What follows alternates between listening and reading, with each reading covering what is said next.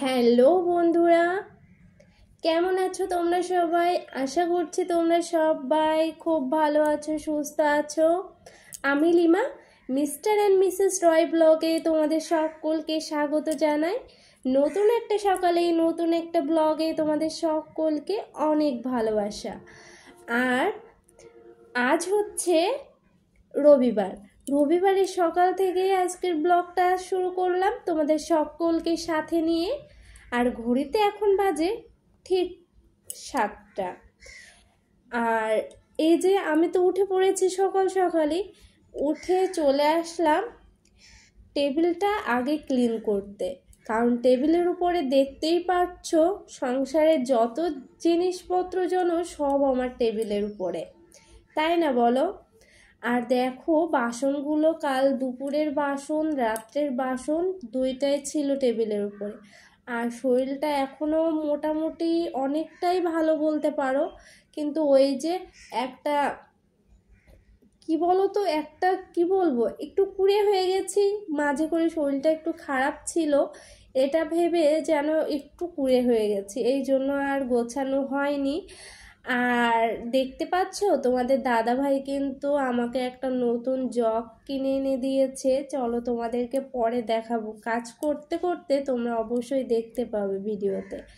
আর আমার তো ভীষণই পছন্দ হয়েছে, কারণ তোমাদের দাদা ভাইকে অনেক দিন ধরেই বলছিলাম যে টেবিলের উপরে জগটা কেমনভাবে জন্য ঢেকে রাখতে হয় মাছের অত্যাচারে, তাতে বরং তুমি আমাকে অন্য একটা জগ এনে দিও, সেটা না হয় একটু অন্যরকমভাবে রাখার চেষ্টা করব। কারণ খুবই বাজে দেখা যায় জানো, কিছু কিছু জিনিস আছে দেখবে ইচ্ছা না থাকা সত্ত্বেও যেন কেমন করে রাখতে হয়, মানে উপায় থাকে না।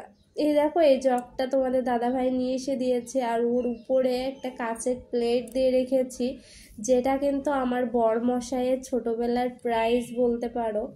সেটাই ওই বললো এটা দিতে, এই জন্যই আমি দিলাম, না হলে বের করতাম না। আর দেখো আমাদের খাওয়ার গ্লাসের উপরেও দুটো ছোট ছোট প্লেট দিয়ে রেখেছি, শুধুমাত্র একটাই কারণে, সেটা হচ্ছে মাছের অত্যাচার। মাছিতে প্রচুর পরিমাণ জীবাণু ছড়ায়, তোমরা যারা জানো তারা জানোই হয়তো, এই জন্য। আর আমার না মাছি দেখলে গাটা কেমন গুলোয় গো, আগে এমনটা হতো না জানো।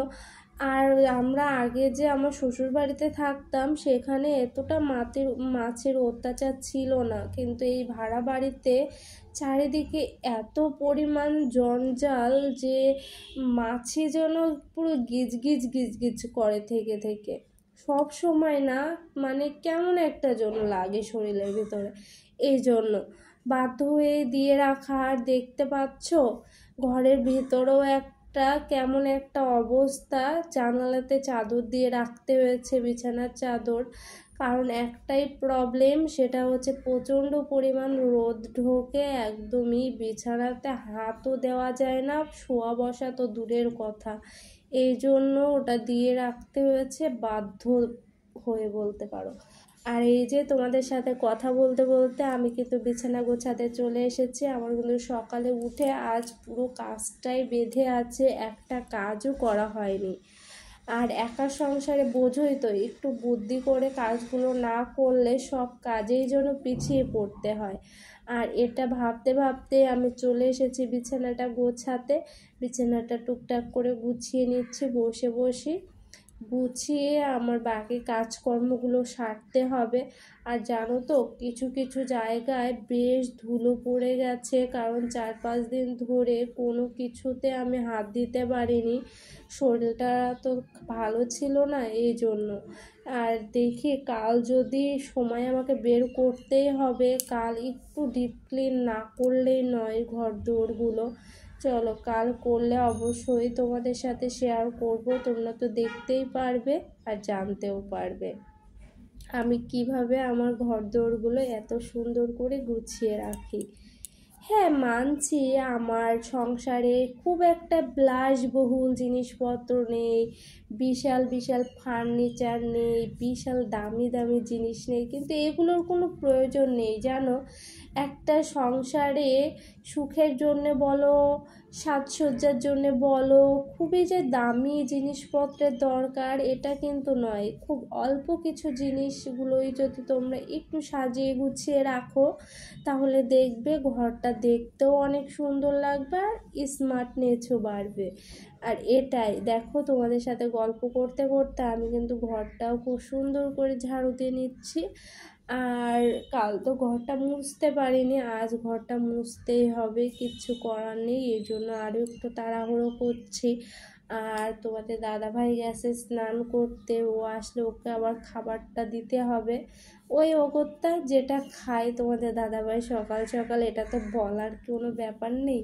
তোমরা সবাই জানো যারা আমার ভিডিও প্রত্যেকটা দিন দেখো, আমাকে সাপোর্ট করো।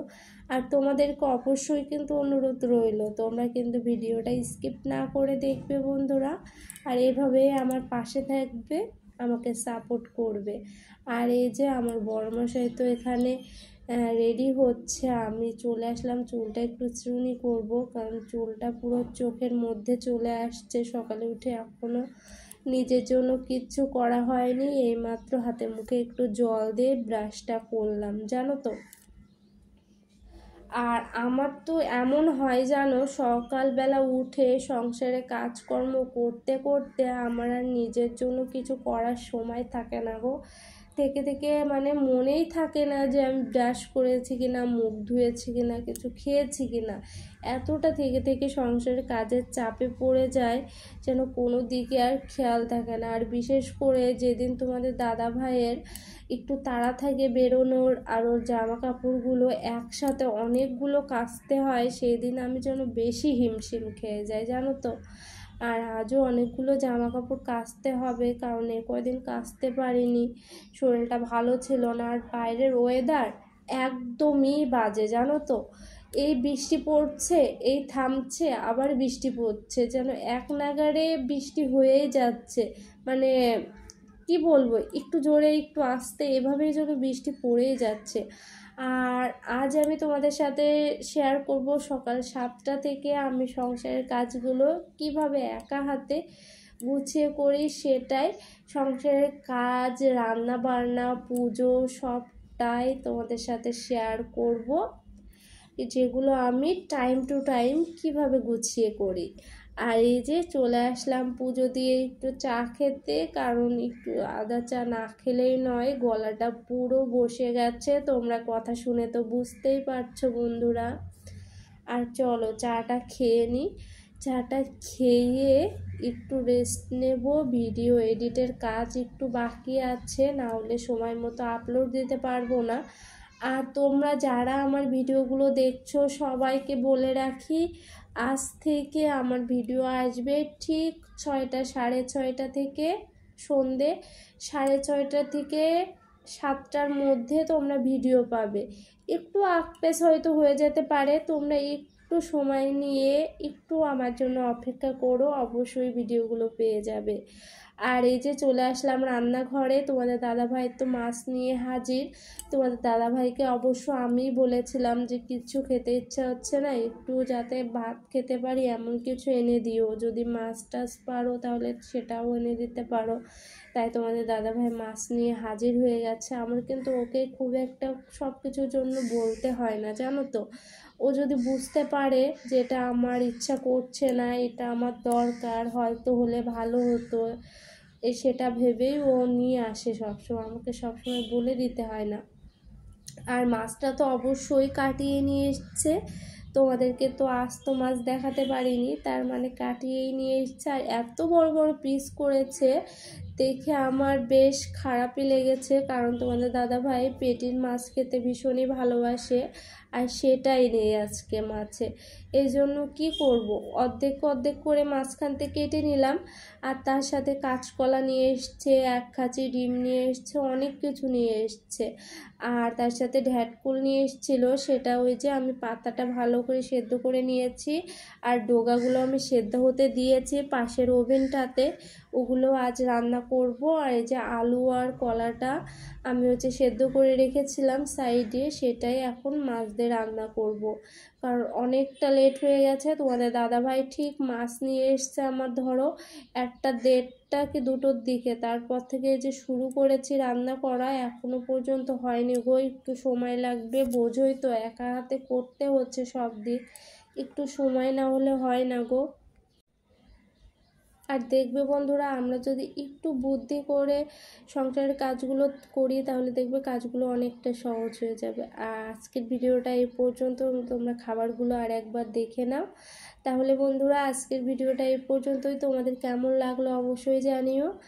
আর দেখা হচ্ছে নতুন ভিডিওতে। টাটা বন্ধুরা।